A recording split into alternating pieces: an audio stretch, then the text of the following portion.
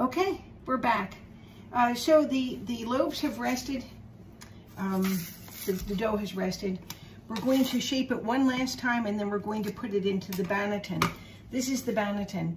This is not, this is a wicker basket that is traditionally used for making sourdough bread, and it is, they're expensive. They're not necessary. The appeal is that they've been used by old world bakers, and also they give a lovely design on the bread. But regardless of whether you use a banneton or whether you use a regular bowl with a tea towel in it, either one of those, it doesn't matter. The barrier that you're going to want to use is rice flour. And I think I said last night the reason that we use rice flour is because unlike regular flour, it is not absorbent.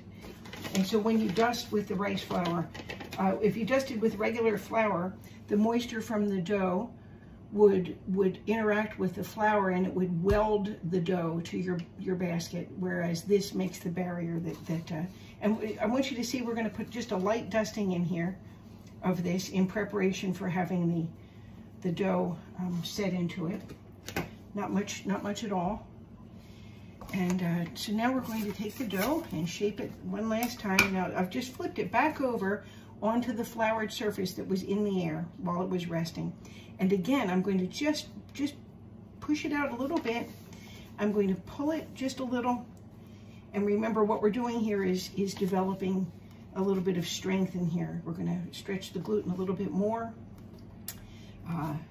Remember, we talked about it having a belly button. Well, we're going to put it back on its belly button now. So this is the sticky side.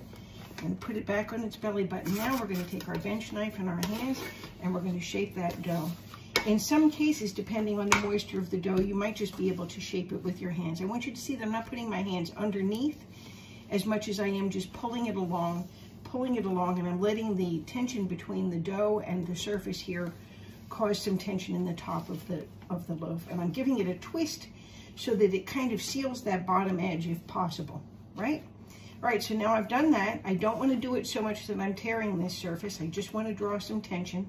This is what, when the bread starts to cook, this is what's going to make it puff up and make that very nice boule shape. All right, so now that I've done that, I took my bench knife, I picked this up, and I put it flour side down into the banneton like so, and it will rest covered. I'm going to put a shower cap over it. It will rest covered overnight, at least 3 hours and up to 72 hours, I think. The longer you let the dough stay, they call it retarding.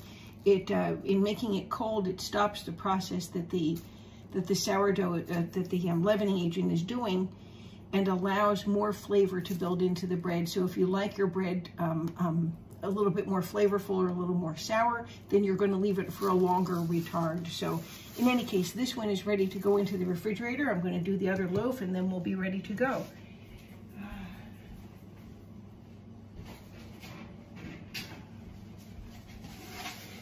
Okay, so I've got my other banneton. I'm going to lightly flour that. Oops.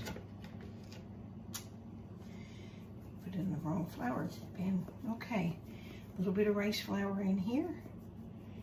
Just dust it. Make sure it's not going to stick. I get my dough. Put it back down onto the floured side, sticky side up. Push it out just a little bit. Draw some tension. Pulling it around.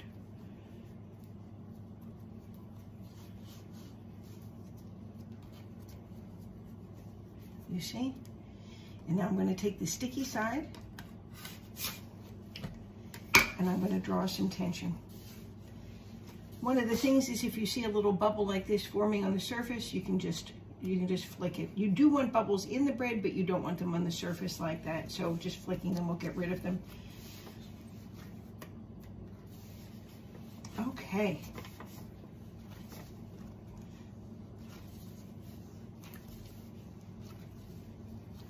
Okay, so you see I've got a nice round bowl here. And before any other thing happens, I'm going to stick it into the banneton. I've got my bench scraper to help me get it up off the table without deforming it. And then I'm going to lay it down into the banneton, sticky side up, okay? And now it's ready to rest in the refrigerator. That's probably not well formed there, having a little dimple in it like that. That's not appropriate. But It's bread and it's not art, so we'll do our best with it. Got its shower cap on it, and I'm going to stick it into the refrigerator. So we will see you when this is ready to bake.